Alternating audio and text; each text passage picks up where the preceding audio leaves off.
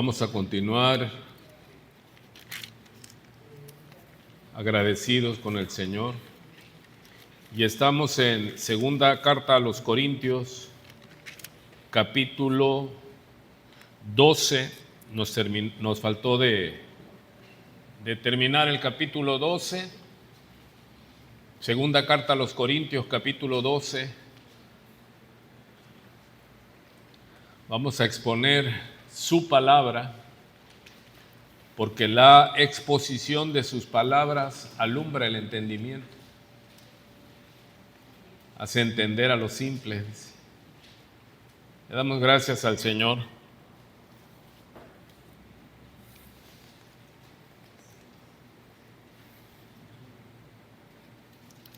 Aquí estamos, Señor, y es por tu misericordia. Muchas gracias, Padre. Hasta aquí nos has ayudado. Estamos agradecidos, contentos, Señor. Muy agradecidos por tu infinita misericordia, que ha sido nueva desde la mañana al despertar, y hoy ya al estar cayendo la noche de este día, te damos gracias porque tu fidelidad ha estado con nosotros. No nos ha faltado el abrigo, el sustento, el pan, todo lo necesario, pero sobre todo tu alimento, tu aliento, tu palabra ha estado en nuestra mente, en nuestro corazón, a través del Espíritu Santo, guiándonos, llenándonos, dándonos dirección. Oh, es tan real, Señor. Tú dices que encomendemos nuestros caminos a ti y tú enderezarás nuestras sendas. Es ser dirigidos por tu presencia, Señor. Y conforme tú nos has mostrado antes de predicar tu palabra, hemos ido a ti y hemos confesado, y no queremos hacerlo en nuestras fuerzas, sino en dependencia de tu gran misericordia. Ayúdanos, Señor, y creo por la experiencia que es tu palabra la que tomas y la sellas en cada corazón.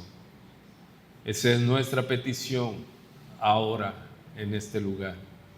En el nombre de Cristo, nuestro Señor y Salvador, bendice aún más este tiempo, Señor, y toma tu palabra y siémbrala profundo en cada corazón.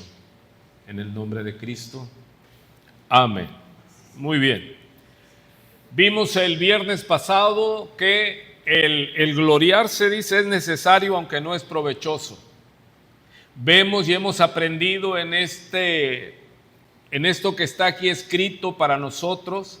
Recuérdese que en la primera carta a los Corintios está escrito en 1 Corintios 10, no lo busque, solo acuérdese cuando Pablo está hablando de Israel en el antiguo pacto, antiguo testamento. Y él dice que todo lo que le sucedió a Israel fue escrito para nuestro ejemplo. Así que ese es uno de los propósitos claros de la Escritura, ¿sí? Aun cuando han pasado muchos años, pero el Dios del Antiguo Testamento es el Dios de hoy, en este día. Amén. Así que vemos que todo está aquí escrito. ¿Y qué hemos aprendido en esta exposición que quedó escrita? Hemos hablado de que Pablo, vimos a un hombre de carne y hueso, que pareciera contradecirse, ¿verdad? Pero eso es lo hermoso, que Dios, el autor de la palabra, inspira a los hombres, pero no anula el carácter de los hombres que escribieron. Y vemos la humanidad plasmada en cada uno de ellos. Los reproches, los deseos de hacer el trabajo bien, como en este caso el apóstol Pablo, y cómo Dios lo usa a él para llevar su evangelio de salvación hacia el pueblo gentil. ¿Qué tiene que ver el apóstol a los gentiles con nosotros? Y la que está a su lado, como tú no eres judío, eres gentil. Y es interesante cómo Dios usa al apóstol Pablo un hombre preparado, intelectual, y en las Escrituras un hombre muy disciplinado en el estudio de la palabra, que el apóstol Pedro le reconoce. Sabemos que Dios es el que habla, pero no anula el carácter del hombre, y vemos que Pedro reconoce la sabiduría que Pablo, la capacidad humana que Pablo tenía. Y aquí en esta apologética, que es la defensa del Evangelio del Señor Jesucristo, Pablo, a un grupo invisible pero muy perjudicial en las iglesias, llamado los judaizantes, porque esos son los más peligrosos, los que entre sombras hacen trabajo de sedición, ¿sí? Tiran la piedra y esconden la mano, dicen, no, yo no lo hice, yo no lo dije. Pero era un ataque increíble contra el apóstol Pablo. Y es bueno recordar, porque Dios nos manda a recordar. De hecho, en la Biblia siempre le hemos dicho, hay un libro que se llama ¿qué? Repetición, Deuteronomio. Repetir, repetir, repetir. Hermano, tenemos que repetir para que la palabra haga ¿qué? Haga surco en nuestro cerebro y se plante allí. Es importante tener la mente de Cristo. Aleluya. Dice en el verso 13, ya está ahí, Segunda de Corintios capítulo 12, versículo 13. Vea usted la manera que tiene Pablo en su retórica, en su apologética, y ocupa la ironía. ¿Ocupa qué más? El sarcasmo. Sarcasmo es morder la carne. Cuando alguien dice algo sarcásticamente, o sea, tiene ese potencial, ese adjetivo que la gente siente como que literalmente le están mordiendo la carne, ¿sí? El sarcasmo, ser sarcástico es algo que tiene que ser ingenioso, hermano, ¿sí? El sarcasmo es una forma de humor, dice ingenioso, ¿sí? Esta es una de las definiciones del que es sarcástico, pero tienes que saber ser sarcástico. Y aquí vemos que Pablo conocía a todos los autores, y lo vemos cuando en Hechos él narra en el Areópago al Dios no conocido, y empieza a hablar de poemas, de novelas, de los autores de ese tiempo. Amado, el ser cristiano no es que vamos a ignorar las cosas del mundo, ¿sí? Tenemos que saber cuáles son las posiciones también en el mundo para estar en esa línea. Vea usted cómo les dice él, porque pregunta, ¿en qué habéis sido menos que las otras iglesias? Vea aquí, hermano, ¿sí o no entiende que está cargado de qué? De sarcasmo. Él les dice, pero se los dice serio. Responde, se pregunta de una manera retórica, no está esperando que le respondan. Dice, ¿en qué habéis sido menos que las otras iglesias? Mire, lo paradójico, sino en que yo mismo no os he sido carga. Y luego lanza el dardo, perdonadme este agravio, ¿sí? O sea, perdóname por haber sido bueno contigo. Perdóname por no haberte cobrado, debiendo haberte cobrado. Perdóname por haberte dado de gracia lo que de gracia recibí. Porque ¿cuál era el ataque de este grupo judaizante? No entendían, ¿sí?, que ellos sabían algo que usted y yo sabemos. El mundo es mundo material. Ellos entendían que no se puede hacer la obra sin dinero. Claro que no. ¿Cuántos dicen? Claro que no se puede hacer la obra sin dinero, pero hay maneras, hermano. O creemos o no que Dios, nuestro Dios, es poderoso. Pero vea el ataque. Ellos repetían, ¿sí? ¿Sí saben eso? ¿No? Una mentira 1000 veces repetida. Eso llega a ser verdad. Y es lo que este grupo expresaban su lucha, porque ellos sí estaban buscando, codiciaban el dinero de la iglesia de Cristo. Ellos sí. Y como era tan notorio, tan notable su codicia, que no podían ocultarla, y habían intentado todo contra el apóstol Pablo, pero aquellos decían, es que algo esconde, algo trama, tiene una manera de ser. Por eso el título de esta tarde se llama, teníamos ahí en la diapositiva, Pablo, un apóstol astuto y engañador. Usted va a decir, ¿cómo? ¿Qué título, no? Pablo, un apóstol, ¿qué? Astuto y engañador. ¿En qué concepto tenían a Pablo los enemigos? Ese grupo sin nombre, ellos no daban la cara, solo atacaban. Y Pablo se defendía. Dice en el versículo 14, he aquí, esta es la tercera vez, estoy preparado para ir a ustedes. Y vea lo que Pablo está, aquí se ve la defensa. Y no os seré. ¿Qué es gravoso? Costoso, medrar. Es como decir, te van a ir a visitar los hermanos y uno dice, no, que no vengan, porque hay que comprar una Coca o Pepsi, las papas, y no tengo tiempo ni dinero y me siento mal y me van a visitar porque estoy enfermo. Entonces, ¿qué debemos de cuidar cuando visitamos? No ser gravosos, ¿sí? Tener cuidado de la hora en que uno va, hermano. Llega a la hora donde hay más trabajo. Y ya los hermanitos te reciben diciendo, ay, es que es la hora del quehacer, de la comida, la limpieza, etcétera, etcétera, etcétera, ¿sí? Vea qué hermoso dice el apóstol Pablo. He aquí por tercera vez estoy preparado para ir a vosotros y no os seré gravoso. Vean, pues, porque no busco lo vuestro, sino a vosotros. Pues no deben atesorar los hijos para los padres, sino los padres para los hijos. ¿Qué está defendiendo Pablo? Estamos terminando ya la segunda carta a los Corintios. ¿Cómo descubrimos de qué va el ataque?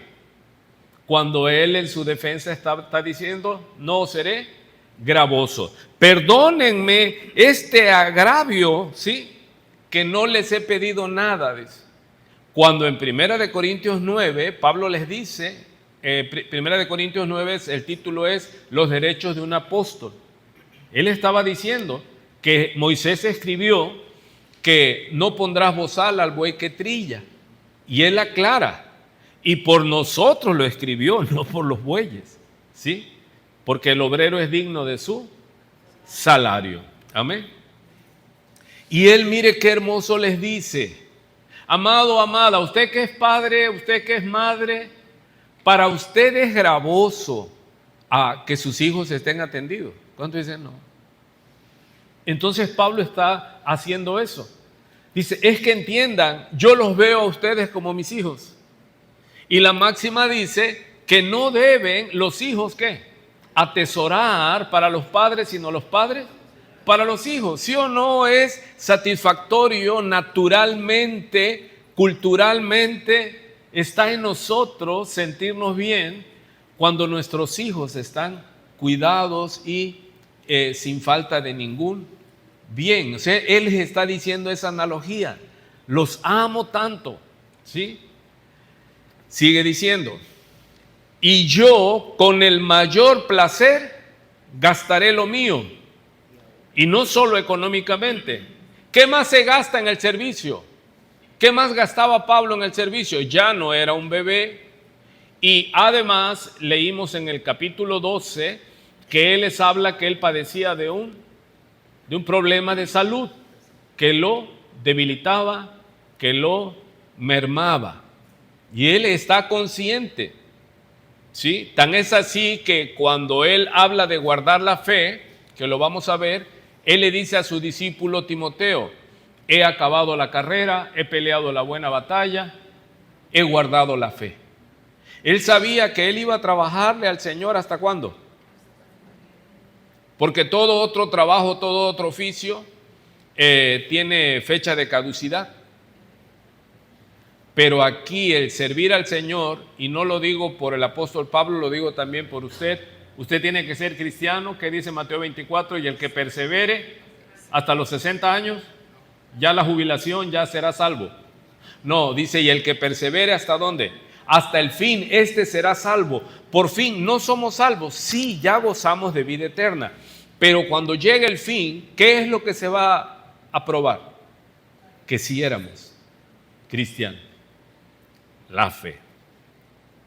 Sigue diciendo pues, me gastaré del todo por amor de vuestras almas. Mire aquí el dolor del apóstol Pablo. Aunque amándoos más, sea amado menos. Pero vea usted la defensa. Pero admítanme esto, dice él, admitiendo esto, que yo no os he sido carga, ¿sí? Que yo no os he sido carga. Y aquí viene lo que da el título, y algunas personas me han preguntado algunas veces, pastor, ¿aquí cómo está? Porque aquí Pablo está confesando ¿qué? Pero ¿qué le expliqué? El sarcasmo. Es una manera ¿qué? ¿Qué es el sarcasmo? Es una forma de humor ingeniosa.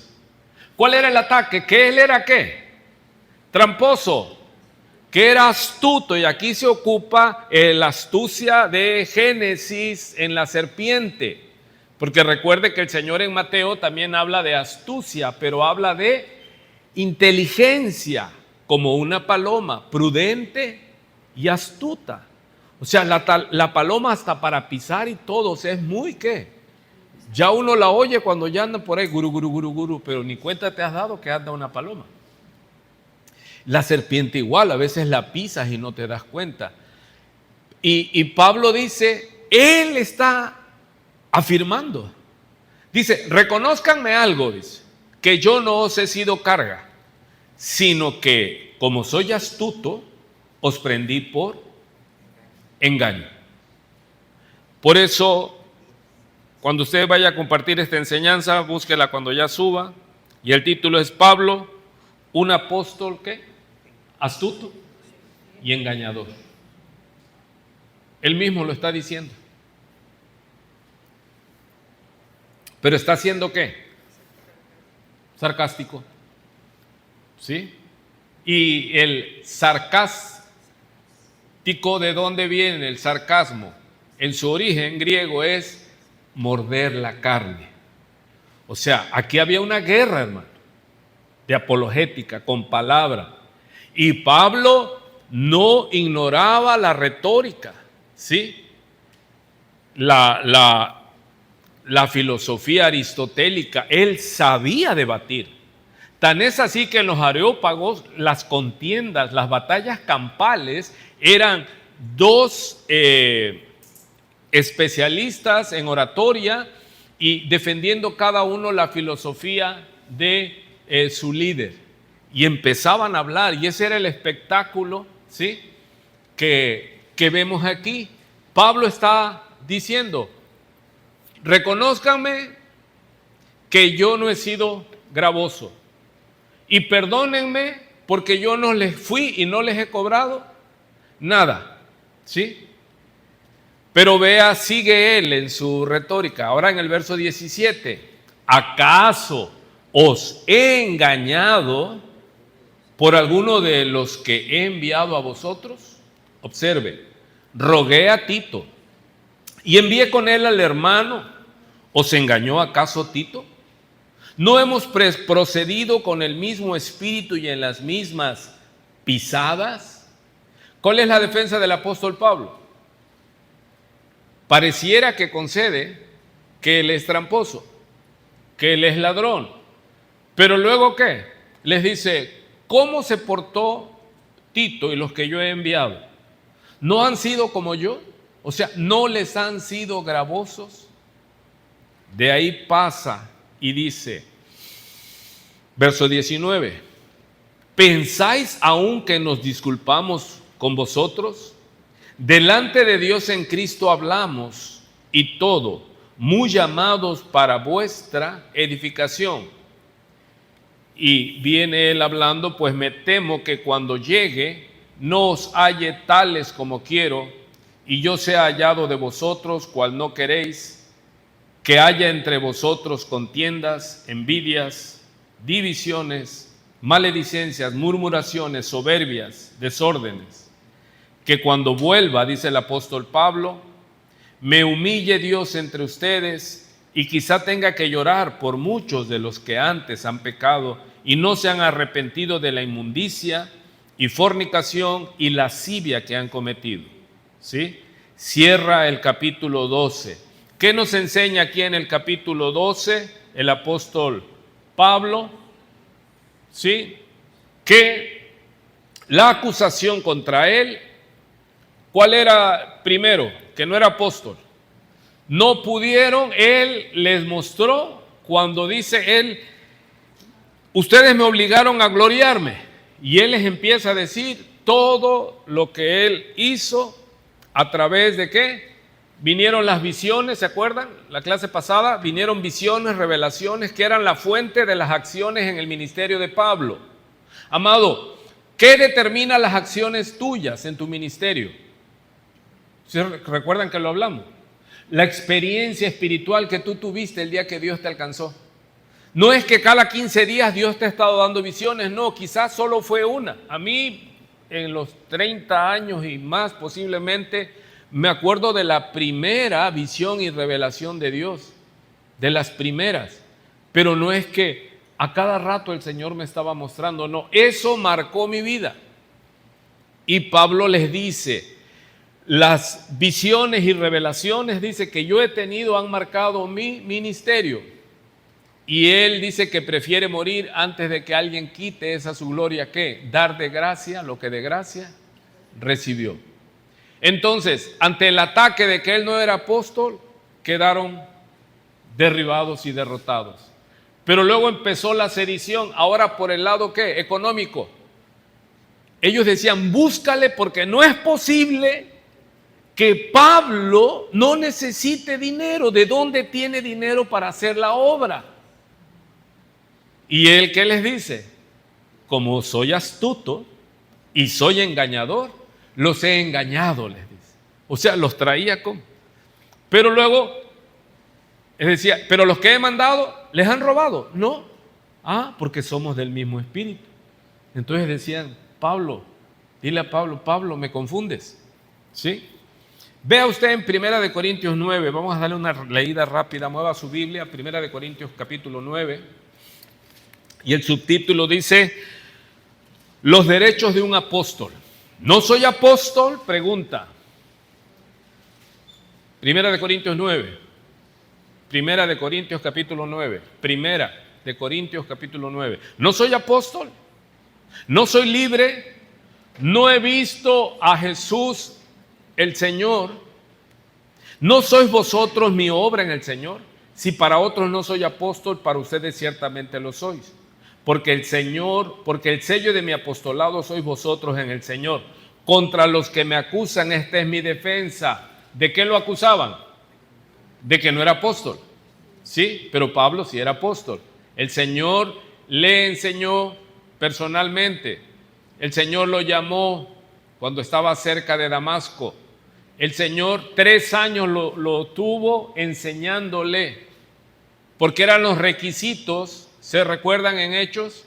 Cuando tuvieron que jugar suertes para que sustituyeran el lugar de Judas, ¿sí? Por Matías. Entonces el requisito era que tenían que haber estado con Jesús desde el bautismo hasta la cruz. Y Pablo no había estado. Y eso es lo que ocupaban dentro de la iglesia, pero era un ataque sin dar cara, sin dar nombre, era lanzar el desprestigio. Pablo no es apóstol. ¿Y Pablo qué es lo que les dice? Que él era apóstol, pero que no hacía uso de esa autoridad. Vea la humildad de este hombre. Contra los que me acusan, esta es mi defensa. Versículo 4. ¿Acaso no tenemos derecho de comer y beber? ¿No tenemos derecho de traer con nosotros una hermana por mujer como también los otros apóstoles y los hermanos del Señor y Pedro? O sea, ellos traían ¿qué? Sus esposas. Pero como Pablo tenía el don de continencia, Pablo no necesitaba casarse. Imagínate qué mujer le aguantaría todos los viajes misioneros a Pablo. Es muy fuerte. Y él dice, vea usted que Pablo usa mucho este sistema, ¿cómo le dije? Sarcástico. Ese humor, ¿sí? Y les dice, ¿o solo yo y Bernabé no tenemos derecho de no trabajar? ¿Quién fue jamás soldado a sus propias expensas? ¿Quién planta viña y no come de su fruto? ¿O quién apacienta el rebaño y no toma de la leche del rebaño? ¿Digo esto solo como hombre? ¿No dice esto también la ley? Porque en la ley de Moisés está escrito, no pondrás bozal al buey que trilla. ¿Tiene Dios cuidado de los bueyes? ¿Está haciendo qué? Irónico. ¿O lo dice enteramente por nosotros? Pues por nosotros se escribió. Porque con esperanza debe arar el que ara, y el que trilla con esperanza de recibir del fruto. Si nosotros sembramos entre ustedes lo espiritual, vuelta, es gran cosa si segáremos de ustedes lo material. Si otros participan de este derecho sobre ustedes, ¿cuánto más nosotros? Pero no hemos usado de este derecho, sino que lo soportamos todo por no poner ningún obstáculo al evangelio de Cristo. ¿No sabéis que los que trabajan en las cosas sagradas comen del templo y los que sirven del altar participan? Así también ordenó el Señor a los que anuncian el evangelio que vivan del evangelio. Pero yo de nada de esto me he aprovechado, ni tampoco he escrito esto para que se haga así conmigo. Repito, porque prefiero morir, dice el apóstol Pablo, antes que nadie desvanezca esta mi gloria. Pues si anuncio el evangelio, no tengo por qué gloriarme, dice en la traducción, porque no se me pidió permiso, sino que se me mandó a predicar el evangelio. Él les está diciendo, yo soy siervo. Y el que lo mandó provee su sostén. Muy bien. Vemos que él les dice, regresa a el capítulo 2 de Corintios 12. ¿Acaso os he engañado por alguno de los que he enviado a vosotros? ¿Cómo se comportaron? ¿Le dieron queja de los que él mandó de su equipo? No. ¿Confirmando qué? Que esa era la línea en la cual ellos se movían. Dice 2 de Corintios 12, 17, lo que leímos. ¿Pensáis aún que nos disculpamos con ustedes? Delante de Dios en Cristo hablamos y todos muy llamados para vuestra edificación. Vea usted la traducción, el de la Biblia de las Américas, para que se entienda más. Dice, pero en todo caso, yo no os fui carga. No obstante, siendo astuto, ¿qué dice? Os sorprendí con engaño. Ve el sarcasmo del apóstol, como le pongo ahí entre paréntesis. Porque pareciera que él está reconociendo que es un apóstol, ¿qué? Astuto y engañador. No, él está diciendo de una manera que, vuelvo a lo mismo, sarcástica, burlona. ¿Por qué? Porque era el ataque de los judaizantes, que Pablo algo escondía, pero era muy ¿qué? Muy astuto. Era muy mañoso, diríamos de este lado. O sea, es que algo, ¿dónde lo esconde? ¿Cómo le hace? ¿Sí? Biblia, lenguaje sencillo, como dice. Ustedes saben que no quise que se preocuparan por darme dinero. Sin embargo, ya aquí lo aclara, hay quienes dicen que con mucha astucia los hice caer en una trampa. Él se estaba defendiendo. El primer punto que vimos fue que no era apóstol. Y ahora que él hacía la obra por dinero. Pero no podían comprobárselo. Si estamos hasta ahí. Vea usted la otra traducción. Ustedes saben que no quise que se preocuparan por darme dinero. Sin embargo, hay quienes dicen que con mucha astucia, se repite, los hice caer en una trampa. Vea cómo dice primera de Timoteo 5:17, los ancianos que gobiernan bien sean tenidos por dignos de doble honor, mayormente los que trabajan ¿en qué? ¿Qué está defendiendo el apóstol Pablo? Que él es digno de su salario, pero él no les pedía salario. Y él les va a decir por qué. Porque a él lo mantenían su ministerio de otras iglesias. Y él, como sabía que ahí estaba fuerte ese ataque contra él, que no era apóstol y que era astuto para robar prácticamente, él se defendía ¿cómo? No dándoles argumentos. Yo le decía, yo les doy de gracia. Y por eso es que les dice, perdónenme esta ofensa, que no les fui gravoso. No podían, porque él no les daba ¿qué? Ocasión. No les daba ninguna oportunidad, porque él quitaba todo tropiezo. ¿Sí? Vea usted, a él lo estaban acusando. Y esto es algo que nosotros debemos tener claro en las cartas pastorales, hermano. Ya, ¿cómo se debe gobernar en una iglesia? Estaban acusando a Pablo. ¿Y Pablo qué les dice allí? Puse desde el versículo 17, los ancianos que gobiernan bien.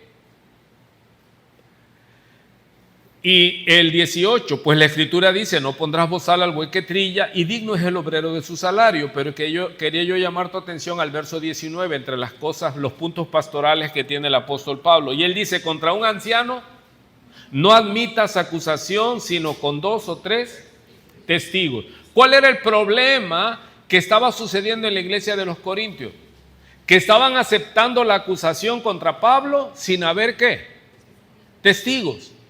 Y en la ley está escrito que no podrás, allí se castigaba a alguien hasta la muerte, pero tenía que haber ¿qué? 2 o 3 testigos. Amado, en las iglesias actualmente, cuando alguien llegue y lance una acusación contra alguien, le dice, tú eres testigo. No es que me lo contaron, tú lo viste, no, tú lo oíste, no, entonces. Ahora, cuando dice, no aceptarás acusación contra un anciano, ¿a qué se refiere? ¿A un anciano de edad o un anciano gobernante? Anciano es el nombre para un presbítero o un pastor, ¿sí? Se les llamaban los ancianos gobernantes en las iglesias. Amado, ¿qué tenemos que hacer cuando acusen a un pastor de otra iglesia? Usted tiene que ser sensible a la palabra y decir, ¿tienes pruebas? ¿Tienes video? ¿Tienes? No lo tengo, entonces no vamos a entrar en maldición. Mire usted qué interesante dice en Deuteronomio capítulo 17, versículo 2. Aquí está hablando que van a castigar a unas personas que fueron a adorar en idolatría.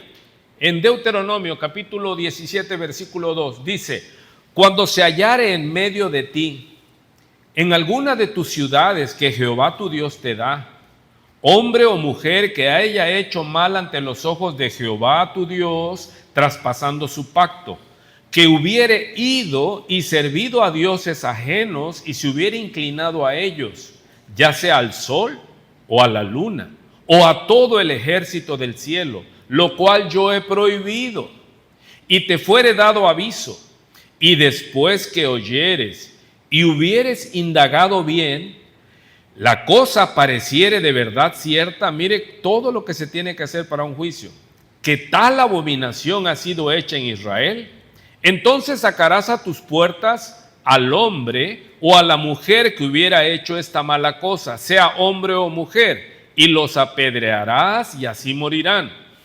¿Qué dice el verso 6? ¿Lo leemos todos? Por dicho de 2 o de 3 testigos morirá el que hubiere de morir. No morirá por el dicho de un solo.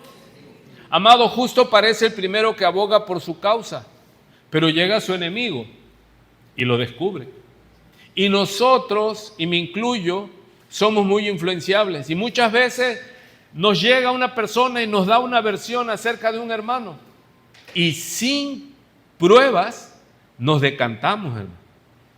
A mí me pasaba en mis inicios. Llegaba la esposa recién a la iglesia, a la congregación, y ya me platicaba, pero ella me daba ¿qué? Dice, justo parece el primero que aboga por su. Ella me contaba desde su punto de vista, que la sufrida era ella, y que el hombre era un malo, y etcétera, etcétera. Y cuando ya llegaba el tiempo que el esposo llegaba a la congregación, yo lo miraba y decía, ay, qué malo hombre, qué feo hombre, ¿cómo puede ser tan canalla? Yo me dejaba llevar, ¿por qué? Por una versión. Dice, justo parece el primero. ¿Y qué debemos de hacer nosotros, hermano? Si estás en la posición, tú debes escuchar a los dos. Y después de ahí, cuando alguien te cuente algo de alguien que está ausente, aquí estaban usándolo para juzgar a Pablo. Y Pablo les dice, para juzgar a un pastor, un apóstol, debes de tener ¿cuántos? 2 o 3 testigos. Y no es de que, no, pero yo no te voy a revelar mis fuentes, entonces es chisme. Cuando un hermano, una hermana de esos que les gusta el chisme, te digan, fíjate que esto, ok, mira, vamos para decirles, no, yo no voy a, entonces es chisme, ¿sí? Uno tiene que, mire lo que hace el testigo. Dice que el testigo es el que lanzará la primera piedra. Ahí dice en Deuteronomio. ¿Y dónde más en la armonía bíblica dice? Cuando la mujer es encontrada en adulterio, la acusan y curiosamente no llevaron al varón, solo a la mujer. ¿Y qué dijo el Señor Jesús? De los que iban a apedrear, el que esté libre de pecados que tire la primera piedra. O sea, hágase responsable. Y nadie quiso ser responsable. Mire cómo esto también nos dice cómo deberá comportarse. ¿De qué estamos hablando? Acusaban a Pablo de que hacía la obra por dinero. Y vemos aquí en la Escritura cómo conocer a un anciano en una iglesia, hermano. Observe, sigue ahí en Deuteronomio 17 y dice el encabezado, leyes sobre los reyes de Israel. Observe, le voy a dar lectura. Le dice a Israel, porque Israel iba a poner rey también. Cuando hayas entrado en la tierra que Jehová tu Dios te da, y tomes posesión de ella y la habites, y digas, pondré un rey sobre mí, como todas las naciones que están en mis alrededores. Dios sabía que Israel lo iba a pedir. Ciertamente pondrás por rey sobre ti al que Jehová tu Dios escogiere. Quiero que usted vea la similitud que hay entre un rey, aquí en la narrativa, y un anciano, un pastor, un apóstol. ¿Quién puso a Pablo para ser el apóstol en este primer siglo? Ya lo dije, no, el Señor lo puso. Pero vea los requisitos que demanda, ¿sí? No podrás poner sobre ti a hombre extranjero que no sea tu hermano. Verso 16, lo subrayamos, pero él, el rey, fíjese, que te va a gobernar, le dice a Israel, no aumentará para sí caballos. ¿Cómo usted lo aplicaría hoy en el contexto? Que su pastor tenga ¿qué? Coche chico, como yo digo, camioneta, rancho, casas, y la gente en la iglesia, en el pueblo, no tiene ni dónde recostar su cabeza. ¿Quién lo dijo? Me siguen a Jesús, vienen a las iglesias cristianas porque ven que hay prosperidad, pero esa no es la iglesia de Dios. Se voltea a Jesucristo y le dice, ¿qué quieren? Y ellos dijeron, Señor, ¿dónde vives? Dice, ¿las qué? ¿Qué dijo el Señor? Las aves tienen nido y las zorras tienen guarida. Pero yo, el Hijo de Dios, el Hijo del Hombre, dice, no tengo ni dónde recostar mi cabeza. O sea, ¿por qué me siguen? Materialmente no tengo que darles, dice. ¿Sí? Pablo servía y que lo querían acusar que era materialista. Y ahí rebotaban ellos y Pablo les decía, no. ¿Sabe a qué grado llegaron? Recuérdese que estuvimos viendo que Pablo estaba recolectando una ofrenda grande para llevarla a Jerusalén porque había una gran hambre. Y los hermanos, y él quería conciliar a los cristianos gentiles, helenistas, griegos, con los cristianos judíos, pero ni así lo aceptaron allá. Pero ¿sabe qué decía ese grupo? Que Pablo era astuto, que Pablo era engañador, que era ladrón y que él se iba a robar esa grande colecta. Y Pablo dice, no, ya se entregó, él narra que la llevaron y todo, pero lo acusaban y repetían que Pablo era ¿qué? Por eso es que ¿quién le dijo a Pablo que esa era la versión que estaba corriendo? Porque él lo aceptó, ¿no? Sin conceder. Pero como yo soy astuto y engañador, los engañé y les voy a robar y ni cuenta se dan.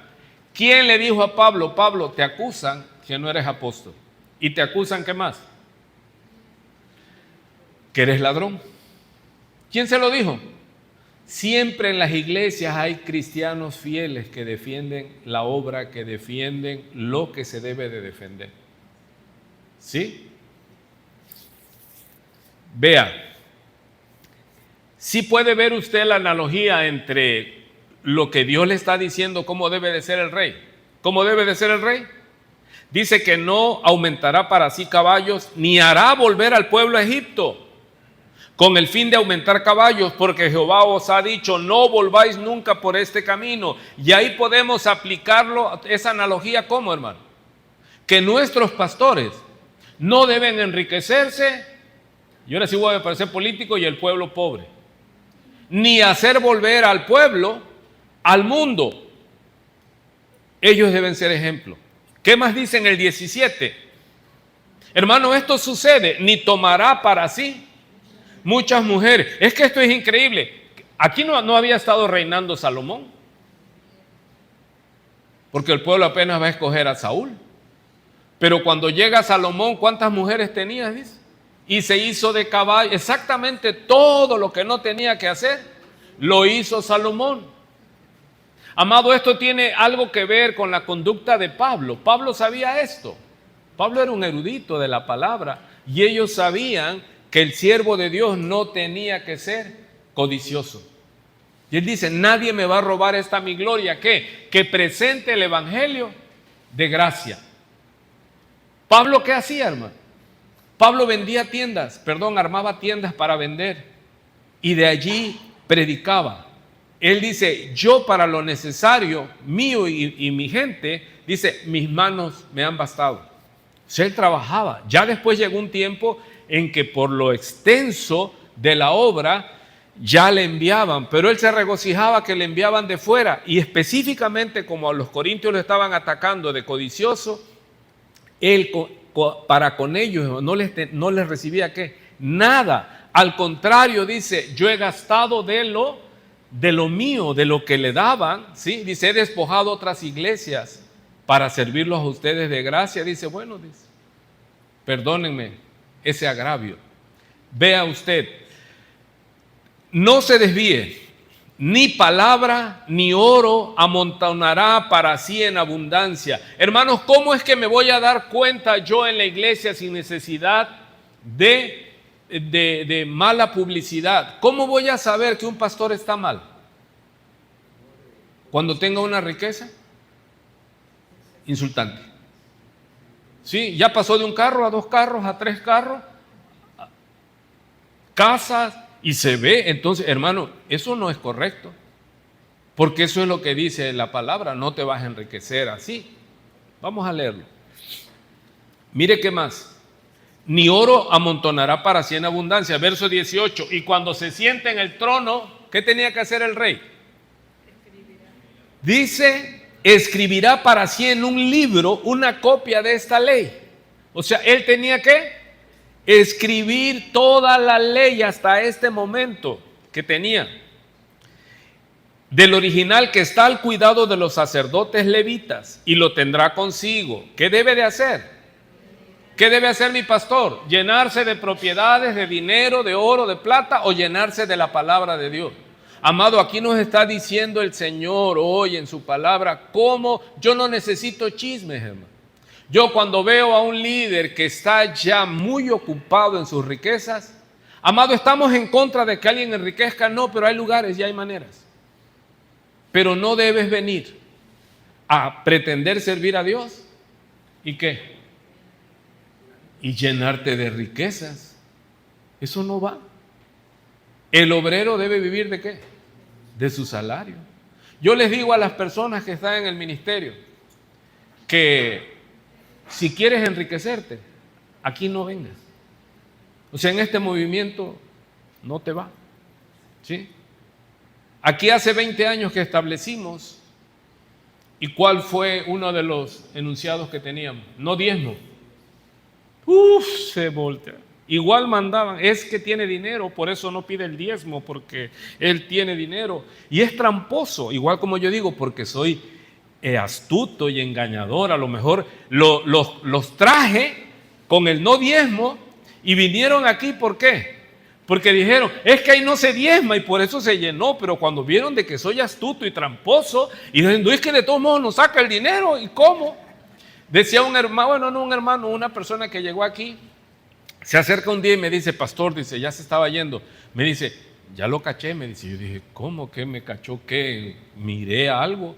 Me dice, usted con una mano nos hace cosquilla y con la otra nos clava el puñal, dice. Porque no nos dice que no diezmo y todo, dice, pero acabamos dando. Entonces Pablo reconocía que yo les puedo usar esa palabra y decir, como soy astuto y tramposo, les quité su dinero. Pero dice que hay dos cosas entre esas que no se pueden ocultar. ¿Cuál es? El amor y el dinero. Y pues el amor sí lo puede ver, hermano, porque le amo. Pero el dinero no hay dinero. ¿Y saben qué me regocijo? Me regozo, iba yo a decir. Cuando me atacan, les digo, no tengo coche. Yo sé que eso duele. No a los que me aman y son testigos del ministerio. No, a los enemigos. Les digo, no tengo coche. Tengo bicicleta. Sí es del año, pero no es coche, es bicicleta. Me da el sol. Me llueve y me truena. Pero, ¿qué estamos haciendo, hermano? Si quieres enriquecerte, lo mismo determiné allá en Cozolacaca. No diezmo. Ya hacia allá se desvían y todo. Como Poncio Pilato, yo me lavo las manos. Yo ya enseñé que no se debe de hacer la obra, ¿por qué? Por riquezas. Ve aquí lo que está diciendo. ¿Sí entiende que esta es palabra de Dios? ¿Y qué le está diciendo a Israel? ¿Cuál es la clave cuando tengas tu rey? Cuídalo que no se enriquezca, porque el dinero va a hacer que su corazón, las mujeres van a hacer que su corazón, ¿qué? Se desvíe. ¿O no dice eso de Salomón? ¿Y qué otra cosa tiene aquí? Dice que deberá leer todos los días. Dice que en las iglesias donde contratan, como las iglesias bautistas, presbiterianos, ahí te contratan. Yo cuando estaba iniciando aquí, me querían contratar y estaba bien, hermano, porque te daban vacaciones, gastos médicos mayores, coche, departamento, pero ya teníamos un grupo aquí, estábamos en la petrolera, éramos como 20, digo, no, yo ya inicié obra. Ya no puedo dejarlos e irme. Contrataron al pastor, porque el otro anciano ya había terminado, ya estaba muy ancianito el otro pastor, y les decían ahí en ese pueblo, aquí dice, esta es la casita que da la iglesia, dice. El pastor dice que estuvo aquí a las 5 de la mañana, dice, su chimenea ya empezaba a echar humo, dice. Le dijeron, o sea, ¿cuál fue el mensaje? Tempranito, pastor, a echarle humo, o sea, que se vea que ya estás trabajando, porque es lo que debemos pedirle a nuestros líderes, que trabajen, que estudien la palabra. No quiera llevar al anciano, y yo sé que no es para ustedes, para los que lo van a oír afuera, no quiera llevar a su anciano pastor a todas las fiestas, a todos los hospitales, a todo, hermano, a que ¿Cuántos han pasado en una iglesia popular y ven que están ahí echándole agua bendita a los coches y los tienen abiertos así como gallinas al sol? Hermano, es que para eso no es, ¿sí? Si yo voy a dar para el mantenimiento al obrero de mi iglesia, yo tengo que exigir lo santo. Eso es lo que se tiene que exigir. Gracias a Dios ya no son uno, son muchos que me dicen, pastor, tengo este problema, ore por favor. Le digo, eso es mi trabajo. Eso sí, pídame. No me pida prestado porque no le voy a prestar, pero pídame oración. Estoy siendo sarcástico. Dice el 19, y lo tendrá consigo. ¿Qué más? Ayúdeme. Y leerá en él cada cuánto. Todos los días de su vida, para que aprenda a temer a Jehová su Dios, aleluya, para guardar todas las palabras de esta ley y estos estatutos, para ponerlos por obra, para que no se eleve su corazón sobre sus hermanos. Necesitamos pastores humildes, hermano. Qué horrible es un pastor arrogante. Me platicaban de uno de los mismos hermanos, y sí, porque yo lo conocí. Él llegaba en su camioneta, una camionetota, una Suburban, dice, y siempre hacía como que estaba hablando por teléfono. Y ya querían hablar con él, y nada más desde adentro les hacía. Cuando ya le tocaba predicar, se bajaba, dice, entraba al templo que tenía, ya predicaba, terminaba y se subía, y ya agarraba su teléfono y nada más hacía así. O sea, hermano, ¿cómo vas a estar tú permitiendo que un pastor sea... Tú debes de cuidarlo, que su corazón no sea ¿qué? Desviado. Entonces, no debe prosperar. Hermano, hay riquezas válidas. ¿Sí? Teniendo que comer y que vestir. Y si Dios te quiere enriquecer más, que sea Dios, pero que no seas tú, pastor, buscando. Porque ¿qué va a hacer un pastor? Hablábamos hace un rato de los diezmos con una persona. Y en verdad es triste, hermano. Y muchas personas que están maniatadas en esa ley, que si no dan, siente que les va a ir mal. Para que no se eleve su corazón sobre sus hermanos. ¿Quiere usted un pastor así?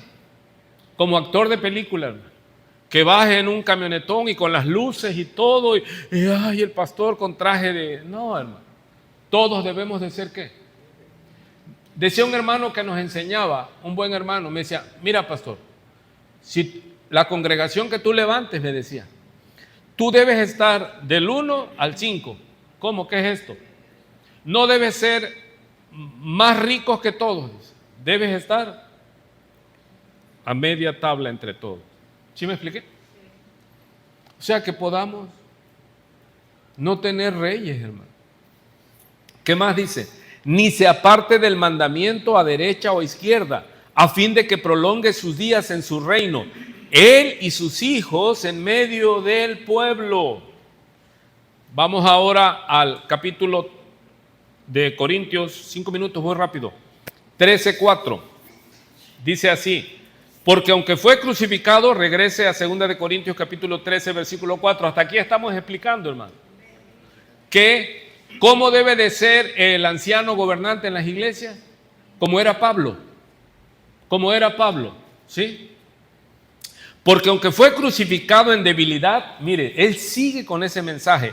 Vive por el poder de Dios, está hablando de Cristo. Pues también nosotros somos débiles en él, pero viviremos con él por el poder de Dios para con ustedes. Y ahora aquí Pablo les dice, ok, ustedes ya me han examinado.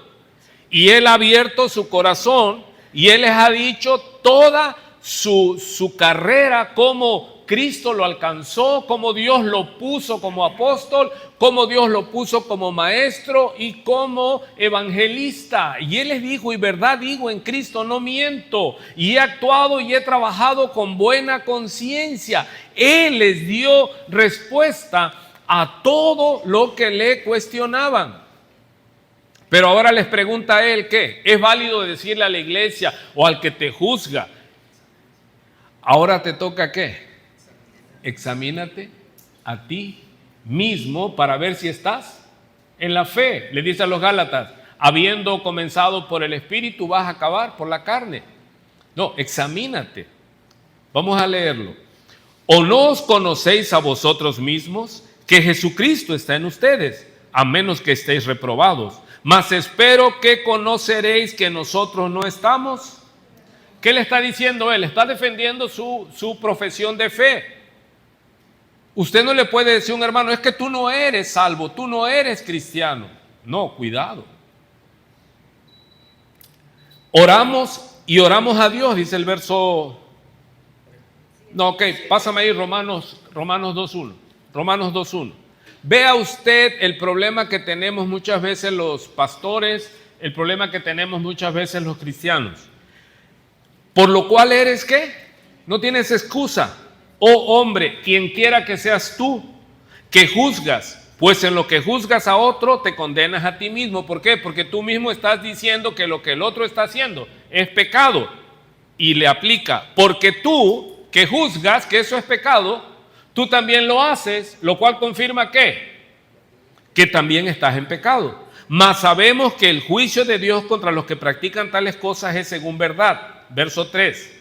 Mire cuál es uno de los problemas que el Señor me ha mostrado a mi vida. Y piensas esto, oh hombre, tú que juzgas a los que tal hacen y haces lo mismo, que tú escaparás del juicio de Dios. Muchas veces yo era dado a juzgar, hermano, y a señalar, hasta que Dios me dijo, ¿tú quién eres para juzgar? Y el que tú juzgues no te avala que tú tengas derecho a así pecar y a estar ¿qué?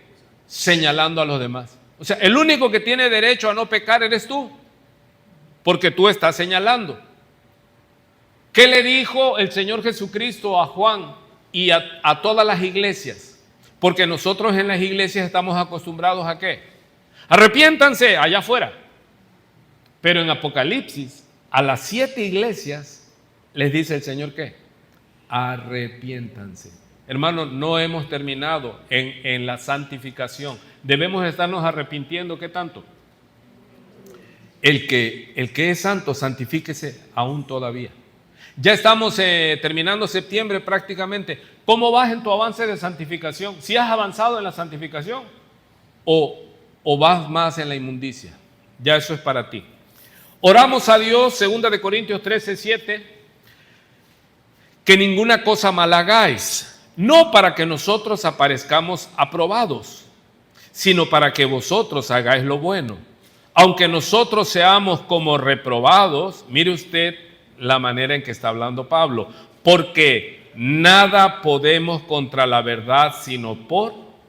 ¿Qué es esta ley, hermano, bíblica? Amado, mira, si tú dices que yo estoy mal y yo digo que tú estás mal, paremos ahí. Esperemos, porque el tiempo va a comprobar ¿qué? ¿Quién es quién? ¿Sí está ahí? No nos desgarremos la vestidura. Tú dices, no, es que yo estoy bien, yo ya me examiné y Dios me da testimonio, yo soy hijo de Dios. Ah, bueno, tu fruto lo va a mostrar. Porque nada podremos, ¿qué? Contra lo que es verdadero. Padre, santifícalos en tu verdad, tu palabra es verdad. Si usted está en Cristo, hermano, y es nuestra oración, dice Pablo, que usted esté en Cristo, porque ese es mi deseo, que usted esté en Cristo, dice Pablo, y prospere. Porque ellos sí fácilmente lo atacaban a él. Y él le decía, entiendan, les dice en el capítulo 12, así como ustedes son de Cristo, yo también, les dice Pablo, nosotros también. ¿Y qué es lo que nos va al final del camino? ¿De qué te puedes tú gloriar, hermano? Permíteme gloriarme. Tengo muchos años y ¿sabe qué? Ninguno puede acusarme así, que me diga, él me robó. O una mujer que se levante y diga, él me propuso, o él tuvo que ver conmigo. Hasta ahorita, hermano, por su misericordia, pero yo me glorío en eso. Yo la llevo. ¿Y eso qué? Se levanta un nuevo y quiere, yo le digo, espero que, y es nuestra oración, que ese nuevo que se levanta y empieza a tirar, ¿qué es lo que tiene que demostrar? El tiempo. Por eso dice, nada podremos contra, si en verdad es de Cristo. ¿Cuál es el gozo? Que va a seguir hasta el fin. ¿Sí? Seguimos. Por lo cual, él está reconociendo, mire, nos gozamos de que nosotros, dice Pablo, seamos débiles. ¿Quién los tenía a ellos como débiles? Una iglesia, hermano, que es ¿qué? Carnal. ¿En qué concepto tenían a Pablo? que Pablo era débil, que él decía sí y luego decía no, y etcétera, etcétera, y aceptaban todas las acusaciones contra Pablo. Y Pablo todavía les dice, oramos y nos gozamos en que nosotros somos débiles y ustedes fuertes, y aún oramos por vuestra perfección. Por esto os escribo estando ausente, para no usar de severidad cuando esté presente. Mire qué hermoso, hermano, para los hermanos mayores, conforme a la autoridad que el Señor me ha dado para edificación y no para destrucción. Son las 8 y vamos a aprovecharlo porque llegamos a la doxología final. Saludos finales, lo pones allí. Ya terminamos. Una introducción a 2 de Corintios, 1 y 2 de Corintios. No vaya usted a decir arrogantemente, no, en la iglesia ya estudiamos nosotros 1 y 2 a los Corintios. No, dimos una ¿qué? Introducción, rogando a Dios que usted se haga fuerte, que usted se despierte el hambre por la palabra de Dios. Y mire qué hermosa doxología, hermano, la Trinidad. Algo que hay que hablar, algo que la iglesia de Cristo ha hecho poco, Los que estudiamos la palabra y por la misericordia de Dios estamos en estudios más profundos y viendo los tiempos. La iglesia de Cristo ha olvidado enseñar en la teología sistemática más profundo el tema de la Trinidad. Hay mucha iglesia, hermano, actual, que no entiende bien a bien lo que es la Trinidad. Sí, hablan del Hijo, hablan del Padre, piensan que el Espíritu Santo es el que les da toques eléctricos y lloran, no, hermano. Sí, hay muchas cosas que nos faltan todavía. Vean esta doxología rápidamente. Ya él termina y dice, por lo demás, todo lo que alcanzó a hablar. Hermanos, tened gozo, perfeccionaos. ¿Cómo está usted, hermano? ¿Tiene gozo? ¿Se está perfeccionando? El que comenzó en usted la buena obra la va. Porque ahí se ve que usted es de Cristo. Amén. Si usted dice que es de Cristo, dígale que está a su lado, se tiene que ver. Véale si le tiene confianza. Dígale, si usted juzga a otros y ya se examinó, pero algo le digo, que no se puede contra la verdad. Si usted dice que es de Cristo, ¿se va a qué? ¿Cuántos al pasar las semanas, los meses y los años se empiezan a apagar? Y luego ya no los vemos. Pero qué lata dieron, ¿verdad? En su momento qué lata dieron. Y después uno le dice, ¿y dónde estaba? No, nada más era broma. Pues sí, pero te sacó una que otra úlcera estomacal. Ok. Consolaos, sed de un mismo sentir y vivir en paz. Y el Dios de paz y de amor estará con vosotros. Saludaos unos a otros con ósculo santo, o sea, con un beso. Ya lo hemos hablado eso. Ahora hoy día, ¿cómo nos saludamos los cristianos? Nos damos la mano y es válido. ¿Sí? Todos los santos os saludan. Mire, la gracia del Señor Jesucristo. Ahí entre paréntesis le puse Efesios 2.8. ¿Qué dice Efesios 2.8 de memoria? Porque por gracia somos salvos. Eso es Jesucristo. Y vea el saludo del apóstol Pablo. La gracia del Señor Jesucristo. El amor de Dios. Juan 3.16, ¿qué dice? Sí, durmió bien ayer, hermano. Porque de tal manera amó Dios al mundo que dio a su Hijo unigénito para que todo aquel que en Él cree no se pierda, mas tenga vida eterna. Y la comunión del Espíritu Santo. Efesios 4.3, ¿qué dice? Solícitos. Sí, ya le estoy recordando, si se la sabe. Solícitos en guardar la unidad del Espíritu Santo. Hasta les he dicho, la unidad en una iglesia humana es sentimentalismo y esa se puede producir. Pero la unidad del Espíritu no se puede producir. ¿Qué parte tenemos? Solo cuidarla. Quien produce la comunión en la iglesia es el Espíritu Santo. Por eso dice, solícitos en cuidar, solícitos en guardar la unidad que produce el Espíritu Santo. El cristiano, miembro de una iglesia, no puede producir unidad. Debe cuidar la unidad. Y de eso, ¿cómo la cuidamos? Ahí mismo lo dice, sean de un mismo sentir y vivan en paz. y el Dios de paz y de amor estará con vosotros. Hermano, sea pues con todos ustedes. Amén. Pues vámonos. Y ahí vamos trabajando y avanzando en el nombre del Señor. Dios les bendiga a todos.